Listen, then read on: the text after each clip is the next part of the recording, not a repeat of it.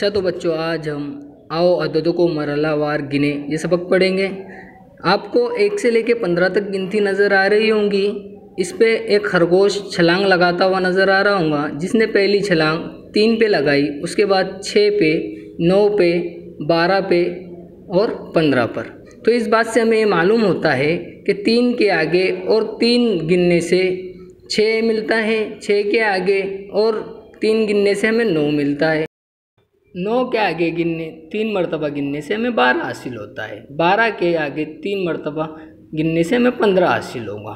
तो जो खरगोश ने जिन चौकोनों पर छलांग लगाई, इन अदद की कीमत 3, 6, 9, 12, 15 है। तो बच्चों, हम इसके बारे में मज़ीद मालूमात हासिल करेंगे।